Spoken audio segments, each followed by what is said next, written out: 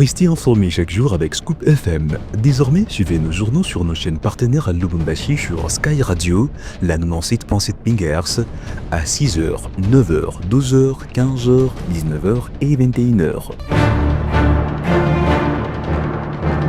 Suivez-nous également sur la radio communautaire Moïseni chaque jour à 9h05, 10h03 et 21h juste. Le journal du Scoop FM passe aussi sur Kipushi 24 Radio à 8h30, 12h30, 16h juste, 18h30 et 21h30. Retrouvez-nous également sur Vox Congo. Téléchargez dès maintenant l'application Vox Congo pour rester informé en temps réel.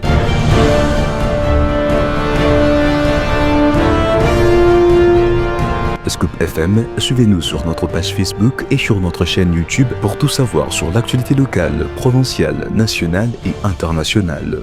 Scoop FM, la neutralité réelle. La neutralité réelle.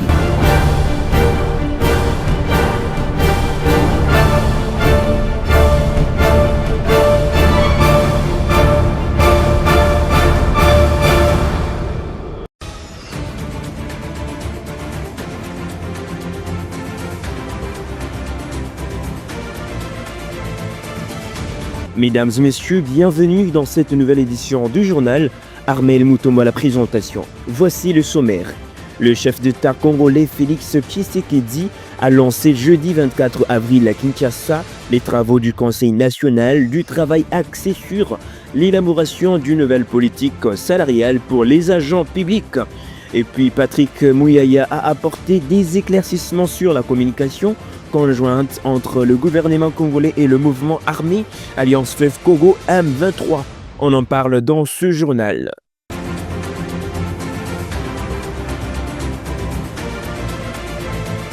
Encore une fois, mesdames et messieurs, bienvenue dans cette nouvelle édition du journal. Comme annoncé au sommaire, le chef de l'État congolais, Félix Tshisekedi, a lancé jeudi 24 avril à Kinshasa les travaux du Conseil national du travail axé sur l'élaboration d'une nouvelle politique salariale pour les agents publics. La cérémonie s'est tenue au Centre culturel et artistique des pays d'Afrique centrale en présence des acteurs clés du secteur du travail aux côtés du vice-premier ministre de la fonction publique, Jean-Pierre Liao Gracia Akilimali. Dans son discours, le président de la République a souligné l'importance d'une réforme équitable et juste. Il a promis de veiller personnellement à sa mise en œuvre. Félix Tshisekedi a situé cette réforme dans un cadre plus large, rappelant que la République démocratique du Congo traverse une période cruciale entre l'agression subie à l'est du pays et les impératifs de justice sociale. Le chef de l'État congolais a aussi insisté sur le fait que ces combats, bien que distincts, poursuivent un même objectif, construire un Congo fort, uni, prospère, où chaque citoyen vit dans la paix, la dignité et l'équité. Cette réforme salariale s'inscrit dans une dynamique plus large de modernisation de la fonction publique congolaise, longtemps critiquée pour ses disparités et de retard dans le versement de rémunération. La conclusion de travaux du Conseil national du travail devrait aboutir à des propositions concrètes pour améliorer les conditions des agents de l'État et renforcer l'efficacité administrative. Et puis Patrick Muyaya a apporté des éclaircissements sur la communication conjointe entre le gouvernement congolais et le mouvement armé Alliance Fleuve Congo M23, alors que des commentaires vont dans tous les sens. Le ministre Patrick Muyaya précise que cette annonce traduisant une volonté commune de deux parties en vue de conclure une trêve pour un cessez-le-feu effectif dans l'est de la RDC et la suite logique d'un processus qui a débuté bien longtemps. C'était lors d'une conférence de presse jeudi aux côtés du ministre de l'Aménagement du Territoire, Guy Lorando.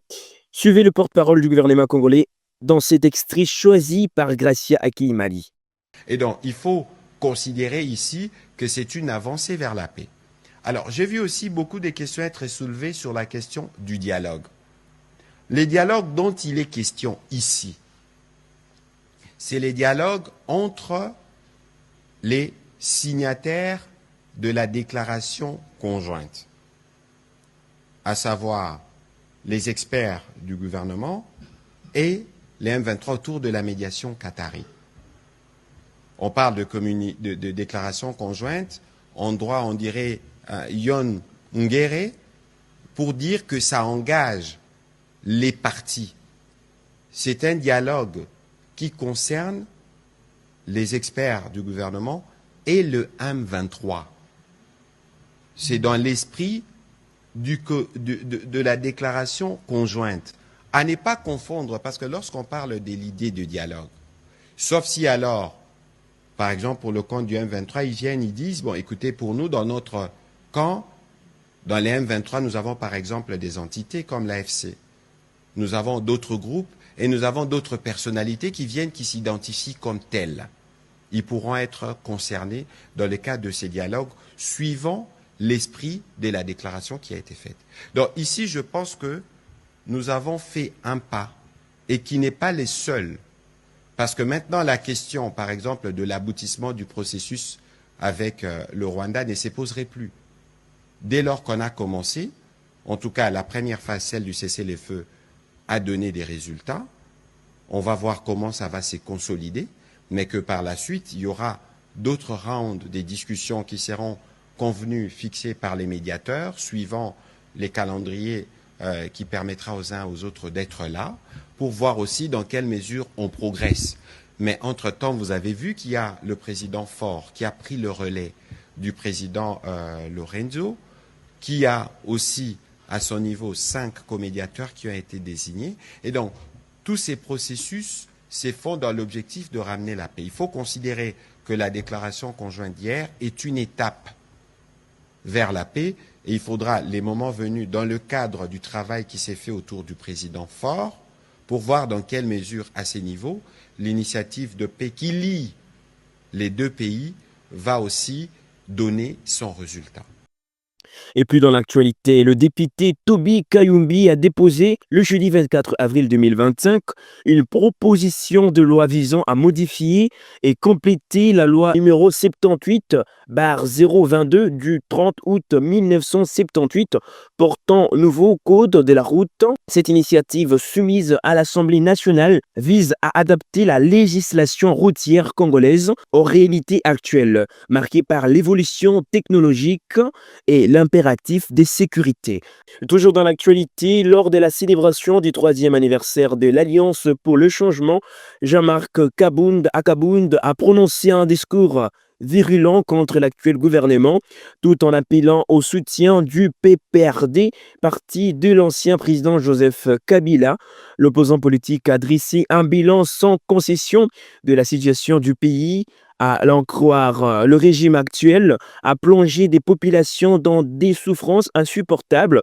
Il a particulièrement dénoncé ce qu'il qualifie de tribalisme institutionnalisé qui, selon lui, brise l'unité nationale et menace la cohésion sociale. Écoutez l'opposant congolais Jean-Marc Kabound dans cet extrait.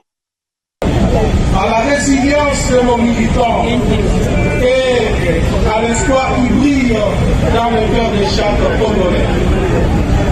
Il y a 3 ans, face à un pays en déliquescence, marqué par une politique arrogante, inconséquente, séparatiste et dépourvue de vision, menée par un régime impopulaire et dictatorial, animé par des acteurs opportunistes et incompétents,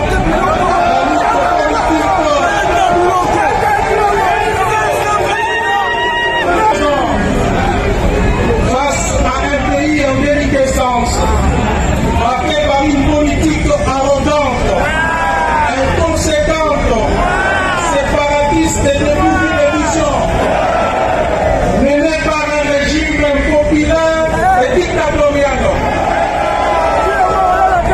animé par des acteurs opportunistes et incompétents. La lutte politique et constitutionnelle s'est imposée comme la seule alternative à la dérive constatée. L'échec de la classe politique qui dirige notre pays depuis son accession à l'indépendance, avec un système politique à la fois prédateur et oppresseur, et la nécessité de la renouveler par des femmes et des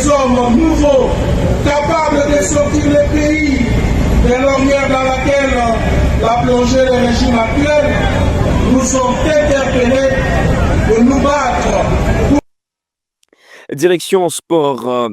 La réaction de l'ASV Club n'a pas tardé suite aux sanctions prononcées par la Linafoot après les incidents survenus lors de leur match des playoffs face aux Aigles du Congo. Dans un communiqué de presse paru ce vendredi 25 avril, le club vert et noir de Kinshasa a exprimé son étonnement et sa consternation face à la rapidité et à la sévérité de ces sanctions. L'ASV Club a clairement indiqué son intention de se retirer du championnat en signe de protestation contre ces mesures. Toutefois, l'ASV Club n'exclut pas la possibilité de revoir sa position quant à sa participation à la poursuite de la compétition pour préserver son honneur, indique le club. Nouvellement dirigé par Flory Mapamboli, estime que la Linafoot n'a pas pris en compte l'ensemble des facteurs ayant conduit aux incidents, pointant notamment du doigt les causes réelles de l'insécurité dans les installations sportives et d'éventuelles défaillances quant aux mesures préventives. Pour rappel, les sanctions infligées à l'ASV Club comprennent une défaite par forfait 3-0, une amende de 12 000 $ américains, 3 rencontres à huis clos, l'obligation de réparer les dommages au stade des Martyrs et la perte des recettes du match. Avant de conclure ce journal, place à l'actualité du jour. Dans un communiqué rendu public le mercredi 23 avril, la RDC et le M23 ont décrété un cessez-le-feu et travaillent pour le retour de la paix en RDC. Tshisekedi a-t-il finalement accepté de dialoguer avec le M23? On en parle, Gloire. Bien évidemment, Armel, à plusieurs reprises, le président Tshisekedi a refusé de négocier avec les M23. Le 23 février dernier, devant les membres de l'Union sacrée de la nation, Tshisekedi était catégorique. Je ne veux pas discuter avec des pantins. Oui, comme vous l'avez suivi, le 18 mars, par la suite, le gouvernement congolais avait manifesté son désir de négocier avec les rebelles à Luanda, en Angola, quoique les M23 a boycotté cette rencontre, mais Kinshasa avait envoyé sa délégation. À la grande surprise, ce même jour, Paul Kagame, président rwandais, a rencontré Tshisekedi à Doha sous la médiation de l'émir du Qatar. Quelques jours plus tard, une annonce a été faite selon laquelle l'ex-président de la RDC, Joseph Kabila Kabange, rentrerait au pays par Goma. Certains ont affirmé sa présence dans cette zone sous contrôle du M23 et AFC la semaine dernière. Lui que les régimes Tshisekedi accusent d'être complice de ces terroristes. Près d'une semaine après, les communiqués du ministère de l'Intérieur et celui de la Justice qui ont traduit en justice Joseph Kabila, une autre surprise tombe en République démocratique du Congo. La déclaration conjointe signée mercredi 23 avril entre les gouvernements congolais et la rébellion des AFC M23 sous la médiation du Qatar est perçue comme une lueur d'espoir pour une sortie pacifique de la crise dans l'est du pays. Elle prévoit une trêve avant les cessez-le-feu, notamment la fin des discours de haine et un appel à la mobilisation des communautés pour la paix. Il y a de cela quelques semaines, la CENCO et les CC ont rencontré des personnalités stratégiques dans ces conflits pour un pacte social visant à mettre fin aux hostilités dans l'est de la République démocratique du Congo. Félix Tshisekedi et son gouvernement ont-ils fléchi devant la négociation qui, depuis un temps, s'avérait être l'unique solution pour sortir de cette crise? Patrick Mouyaya, porte-parole du gouvernement, considère la rencontre de Doha au Qatar comme l'élément déclencheur de cette collaboration. Vous ne pouvez pas interpréter la déclaration conjointe qui a été faite hier sans relire la déclaration du 18 mars. C'est l'élément déclencheur.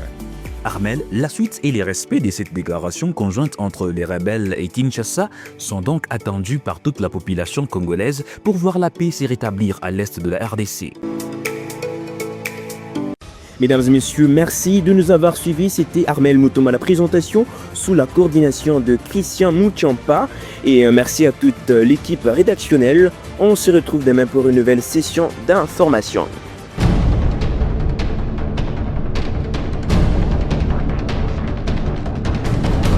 Restez informés chaque jour avec Scoop FM. Désormais, suivez nos journaux sur nos chaînes partenaires à Lubumbashi sur Sky Radio, la 97.7 MHz, à 6h, 9h, 12h, 15h, 19h et 21h. Suivez-nous également sur la radio communautaire Moïseni chaque jour à 9h05, 10h03 et 21h juste. Le journal du Scoop FM passe aussi sur Kipushi 24 Radio à 8h30, 12h30, 16h juste, 18h30 et 21h30. Retrouvez-nous également sur Vox Congo. Téléchargez dès maintenant l'application Vox Congo pour rester informé en temps réel.